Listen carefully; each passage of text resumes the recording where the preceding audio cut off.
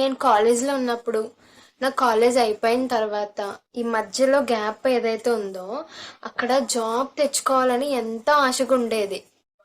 ఆ టైంలో నాకు ఎవ్వరూ హెల్ప్ చేయలేదు. కనీసం ఇలా చెయ్యి అని చెప్పేవాళ్ళు కూడా లేరు. నా ఫ్రెండ్స్ చాలా మందికి జాబ్ ఉంది. వాళ్ళు జాబ్ ఎలా తెచ్చుకోవాలో చెప్తే నేను ఎక్కడ వాళ్ళ కాంపిటీషన్ అయిపోతాను అని చెప్పేవాళ్ళు కాదు. ఇప్పుడు అవన్నీ ఎందుకులే. ఒక స్టేజ్ వచ్చాక అందరికీ జాబ్ అనేది చాలా చాలా ఇంపార్టెంట్. నాకు హెల్ప్ చేయడానికి ఎవరు లేరు. ఐ మీన్ మోరల్ సపోర్ట్ ఇవ్వడానికి కూడా ఎవరు లేరు. కానీ మీకు నేనున్నా. ఈ వీడియోలో మనం అసలు సాఫ్ట్వేర్ జాబ్ ఎలా తెచ్చుకోవాలి స్టెప్ బై స్టెప్ ప్రాసెస్ అయితే చూసేద్దాం. ఫస్ట్ అడుగు ఎక్కడ పడాలంటే ఎడ్యుకేషన్లో పడాలి. మీకు నిజంగా సాఫ్ట్వేర్ ఇండస్ట్రీలో సెటిల్ అవుదాం అని ఉంటే మీరు ఫస్ట్ చేయాల్సింది డిగ్రీ కంప్యూటర్ సైన్స్లోనే. మీరు డిగ్రీ చేసినా బీటెక్ చేసినా కంప్యూటర్ బ్యాక్గ్రౌండ్స్లో మీరు గ్రాడ్యుయేషన్ అయ్యి ఉంటే మీకు చాలా ప్లస్ అవుతుంది. ఎందుకంటే ఈ రోజుల్లో ఏ జాబ్ పోస్ట్ చూసినా, ఈవెన్ పెద్ద కంపెనీ అయినా, ఎంత స్టార్టప్ కంపెనీ అయినా సరే, వాళ్ళు మినిమం రిక్వైర్మెంట్ ఏం పెడుతున్నారు? రిలవెంట్ ఫీల్డ్లో డిగ్రీ ఉండాలి అని చెప్పి మినిమం అది బేసిక్. సో మీరు ఎడ్యుకేషనే ఫస్ట్ కంప్యూటర్ సైడ్ వెళ్ళాలనుకునే ఆలోచన మీకు ఉండుంటే మీరు ఆ ఫీల్డ్ని చేయండి. లైక్ కంప్యూటర్ సైన్స్ అని, ఇప్పుడు డేటా సైన్స్ కూడా వచ్చేసింది, సాఫ్ట్వేర్ ఇంజనీరింగ్, ఇలా చాలా ఉన్నాయి కదా మనకి కంప్యూటర్ కోర్సెస్. దాంట్లో డిగ్రీ చేయండి. నాకు ఒక తమ్ముడు ఇన్స్టాలో మెసేజ్ పెట్టాడు, అక్క చదువు ఆపేసి స్కిల్స్ నేర్చుకుంటానని. స్కిల్స్ నేర్చుకో బ్రో, కాదని ఎవరున్నారు? డిగ్రీ మాత్రం ఆపకు. నా రిక్వెస్ట్ అనుకో, ఆర్డర్ అనుకో, ఏమైనా అనుకో.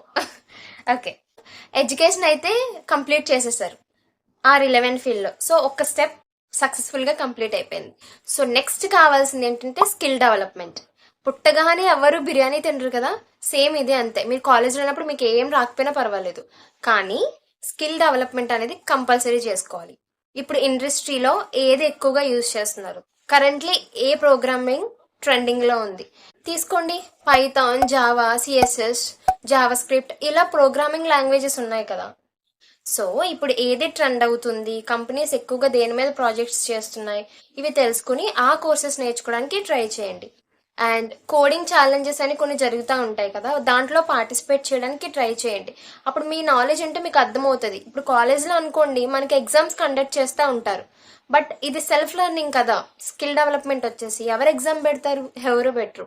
సో స్కిల్ డెవలప్మెంట్ చేసుకుంటున్నప్పుడు మీరు ఇలా కోడింగ్ ఛాలెంజెస్లో అయితే పార్టిసిపేట్ చేయండి. అండ్ మీరు నేర్చుకున్న కోర్స్ మీద ప్రాజెక్ట్స్ చేస్తూ ఉండండి. అండ్ అలాగే ఆన్లైన్ సర్టిఫికేషన్స్ కూడా చేయండి. ఆన్లైన్ సర్టిఫికేషన్స్ ఎలా చేయాలి అనే వీడియోస్ కూడా మన ఛానల్లో ఉంటాయి, ఒకసారి చెక్ చేయండి. సో స్కిల్ డెవలప్మెంట్ అయిపోయిన తర్వాత మీరు ఫస్ట్ చేయాల్సిన విషయం ఏంటంటే, మీకు ఇట్లా స్కిల్స్ వచ్చేసే, డిగ్రీ కూడా అయిపోయింది, మంచి పోర్ట్ఫోలియోని బిల్డ్ చేసుకోవాలి. మీ స్కిల్స్ అన్నీ షోకేస్ చేయాలి. సొంతంగా ఒక వెబ్సైట్ క్రియేట్ చేసుకుని అందులో షోకేస్ చేసుకుంటారో, లేదంటే ఆన్లైన్ ప్లాట్ఫామ్స్ ఉంటాయి కదా, లింక్డ్ఇన్ అలాంటివి, అందులో మీరు చేసిన ప్రాజెక్ట్స్ అన్నీ ఎప్పటికప్పుడు పోస్ట్ చేస్తూ ఉండాలి. మీ స్కిల్స్ అన్నీ అక్కడ షో చేస్తూ ఉండాలి. అప్పుడే ఎవరైనా హెచ్ఆర్ లాంటి వారు ఎంప్లాయర్కి మీ ప్రొఫైల్ చూడగానే ఓకే, ఈ స్టూడెంట్ దగ్గర, ఐ మీన్ ఈ అబ్బాయి దగ్గర ఆర్ఎల్స్ ఈ అమ్మాయి దగ్గర చాలా కంటెంట్ ఉంది, వర్క్ చేస్తున్నారు, కమిట్మెంట్ ఉంది అని వాళ్ళకి అర్థమవుతుంది. ఫోర్త్ వన్ వచ్చేసి అప్లయింగ్ ఫర్ జాబ్స్. సో జాబ్స్కి ఎప్పటికప్పుడు అప్లై చేసుకుంటూ ఉండండి. ఆన్లైన్ వెబ్సైట్స్ ఉన్నాయి, మనకి కంపెనీ వెబ్సైట్స్ ఉంటాయి. అలాంటి వెబ్సైట్లో జాబ్ సెర్చ్ చేస్తూ ఉండండి. అలా సెర్చ్ చేస్తున్నప్పుడు జాబ్స్ కనిపిస్తూ ఉంటాయి కదా, కనిపించిన ప్రతి జాబ్కి అప్లై చేయండి.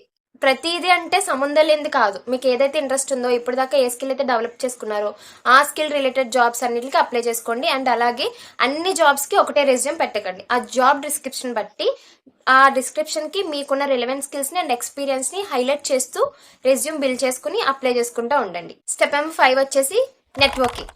నెట్వర్కింగ్ గురించి నేను ఆల్రెడీ సైబర్ సెక్యూరిటీ వీడియోలో చెప్పాను కదా. నెట్వర్కింగ్ అంటే మీకు రిలవెంట్ ఫీల్డ్లో ఉన్న వాళ్ళతో పరిచయాలు పెంచుకోండి. చూడండి, ఇప్పుడు ఒకవేళ మీరు ఇంకా కాలేజ్లో ఉంటుంటే బాగా సెటిల్ అయిన వాళ్ళని, ఆర్ఎల్స్ ఏదైనా ఐటీ కంపెనీలో ఇన్ ఇయర్స్ ఎక్స్పీరియన్స్ ఉన్న పర్సన్ తీసుకొచ్చి మీకు సెమినార్స్, వెబినార్స్ చేపిస్తూ ఉంటారు కదా. సో దానికి వెళ్ళండి, అసలు వాళ్ళు ఏం చెప్తున్నారో తెలుసుకోండి. ఫస్ట్ నెట్వర్కింగ్ చేసుకుంటుంటే చాలా మంచిది. అండ్ మీకు తెలిసిన వాళ్ళు, మీ ఫ్రెండ్స్, మీ రిలేటివ్స్, అన్నయ్య, అక్క, ఎవరో ఒకళ్ళు చేస్తూ ఉంటారు కదా సాఫ్ట్వేర్ జాబ్, వాళ్ళతో మాట్లాడుతూ ఉండండి. ఎలా ఉంది కరెంట్లీ సిచ్యువేషన్ ఏంటి, ఇవన్నీ అడుగుతా తెలుసుకుంటూ ఉండండి. Networking is very very important. మీకు రిఫరెన్స్ కావాలన్నా నెట్వర్కింగ్ వల్ల మీకు చాలా యూస్ఫుల్గా ఉంటుంది అనమాట. స్టెప్ నెంబర్ 6 వచ్చేసి ప్రిపేర్ ఫర్ ది ఇంటర్వ్యూస్. ఎందుకంటే మనం ఆల్రెడీ స్టెప్ నెంబర్ 4లో జాబ్స్ అని అప్లై చేసుకుంటున్నాం. మీరు లక్కీ అయ్యుండి జాబ్కి సెలెక్ట్ అయిపోయి ఇంటర్వ్యూకి కాల్ చేసినప్పుడు ఏం మాట్లాడాలో తెలియకుండా ఉండద్దు. సో మీరు ఇంటర్వ్యూకి ప్రిపేర్ అవ్వండి. సో మీరు ఎంచుకున్న టాపిక్, మీరు అప్లై చేసిన జాబ్ బట్టి టెక్నికల్ రౌండ్లో ఏమైతే అడుగుతున్నారో క్వశ్చన్స్ అవి ప్రాక్టీస్ చేస్తూ ఉండండి.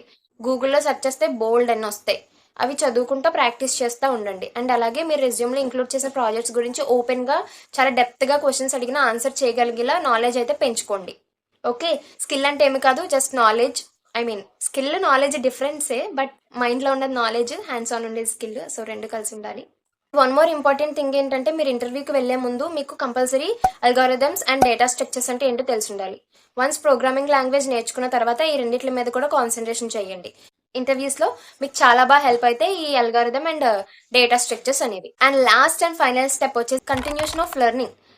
నాకు వచ్చేసింది, అమ్మయ్య ఈ కోర్స్ అయిపోయింది చాలు అని అనుకోకండి. ఎందుకంటే ఎప్పటికప్పుడు ట్రెండ్ మారిపోతూ ఉంటుంది. ఈరోజు నేను, రేపు మీరు, అంతే కదా.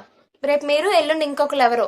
అలా అవ్వకుండా చైన్ బ్రేక్ అవ్వకుండా ఉండాలంటే ఎప్పటికప్పుడు చదువుకుంటూనే ఉండండి, అప్డేట్ అవుతూ ఉండండి, టెక్నాలజీస్ నేర్చుకుంటూ ఉండండి. మీరు నేర్చుకుంటున్నారు, ఇంకా చదువుకోవాలనుకుంటున్నారు అనుకుంటే మీ కమిట్మెంట్ తెలుస్తుంది.